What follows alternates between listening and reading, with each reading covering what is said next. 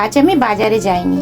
আমার বাড়ির সামনে মাছবালা এসছে, ডাকছে, ও দিদি ও দিদি মাছ নিয়ে এসছি, আসুন মরলা মাছ নিয়ে এসছি। আপনি ছোট মাছ খেতে ভালোবাসেন, আপনার জন্য আমি ছোট মাছ নিয়ে এসছি। আরও অনেক রকমের মাছ নিয়ে এসেছিল, বড় বড়।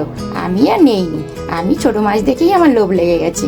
আমি ঢেলে দেখাচ্ছি আপনাদেরকে, দেখুন তো বড় বড় মোরলা মাছ। জানেন তো আমি এই মোরলা মাছের পাতুরি করব। তো বড় বড় ডিম দেখেছেন, এই পেটে কত এখন থেকে এত অবধি ডিম আছে, আর কত বড় বড় মোরলা মাছ। এই মাছগুলো আমি বেছে ধুয়ে নিয়ে এসে তারপরে আপনাদেরকে দেখাচ্ছি। দেখুন মোরলা মাছ কিনেছিলাম বললাম, সেই মোরলা মাছ কেটে ধুয়ে বেছে নিয়ে এসেছি। এইবারে আমি নুন হলুদ মেখে রেখে দেব। স্বাদ মতন আমি নুন দিচ্ছি, এবং তার নুন দিয়ে মেখে রেখে দেবো। আর মশলাটা বেটে আনবো, বেটে এনে তারপরে আপনাদেরকে দেখাবো। এইভাবে হলুদ নুনটা মেখে রেখে দিচ্ছি। মোরলা মাছ পাতুরি করার জন্য কি কি মশলা রেখেছি আপনাদেরকে দেখাচ্ছি।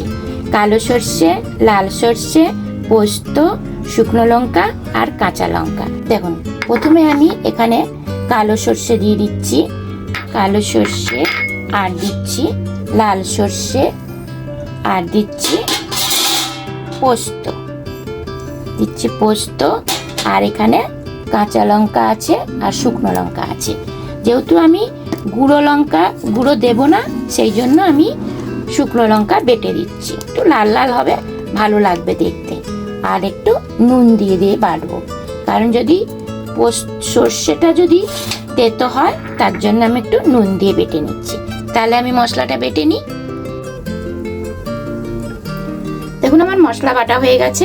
আমি এবারে মাছের ঢাকনাটা আমি খুলছি, যেহেতু আমি মাছটা ম্যারিনেট করে রেখেছিলাম, এই জন্য আমি ঢাকনাটা খুলে নিচ্ছি। এবার আমি মশলাগুলো মেখে নেব। কি কি মশলা দেব সেটাও আপনাকে দেখিয়েছি, আবারও আমি দেব। এই দেখুন আমি এই যে মশলাটা বেটে এনেছি, সর্ষে, পোস্ত, কাঁচা লঙ্কা, শুকনো লঙ্কা দিয়ে কালো সর্ষে, লাল সর্ষে বেটে এনেছি। এখানে আমি মধ্যে দিয়ে দিলাম মাছের মধ্যে, আর দিচ্ছি আমি সর্ষের তেল, অল্প একটু সর্ষের তেল দিচ্ছি। এবারে আমি তো হলুদ দিয়ে মেখেছি, আর সামান্য একটু হলুদ দিচ্ছি, অল্প একটু হলুদ দেব। এর নুন দেওয়া আছে, এর মধ্যে আমি আর নুন দেব না, এই দিয়েই আমি মাখবো। এটা পুরো আমি এই মশলা দিয়েই মেখে নেব।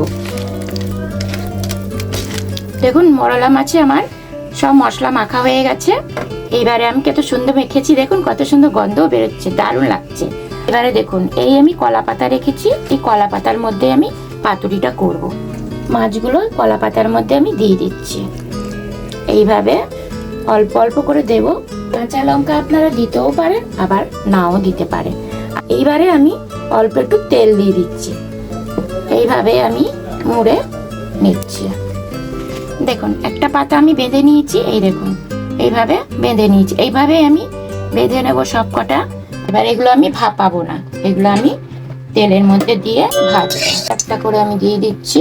তেল আমার বেশি গরম করতে লাগবে না, যেহেতু কাঁচা তেল দিয়ে এটা তৈরি হবে। দুটো করে করছি, দুটো করে করলেই ভালো হবে। তো ঢাকা দিয়ে রাখছি, একদিকে হয়ে গেলে আর একদিকে উল্টে দেবো। দেখুন আমার মরলা মাছের পাতুরি হয়ে গেছে। এবারে গরম গরম ভাতে আপনাদেরকে দেখাচ্ছি কত সুন্দর পাতুরি হয়েছে। দেখুন এবার আপনাদেরকে খুলে দেখাচ্ছি কলা পাতার পাতুরি। কি সেন্ট বেরোচ্ছে, আপনাদেরকে আমি কি বোঝাবো। আপনারাও এইভাবে তৈরি করবেন, দেখবেন ভালো লাগবে খেতে। আর মনের জন্য ভাত খাবো কি, খাওয়াই হয়ে যায় গন্ধই। এই দেখুন কত সুন্দর দেখেছে পাতুরিটা, দারুণ হয়েছে পাতুরিটা, ফ্যান্টাস্টিক। দেখুন আমি এবার খেয়ে দেখছি, একটু টেস্ট হলো। বাড়ির লোক তো খেয়ে বলেছে দারুণ হয়েছে, তুমি ছোট মাছের আবারও বানাবে। আমি এই জন্য আবারও বানাবে বলেছে, আমি আবারও তো আমাকে বানাতেই হবে, নাহলে আমাকে বিরক্ত করবে যে বানিয়ে খাওয়াতে হবে। দেখুন কত সুন্দর, খেয়ে দেখি আমি।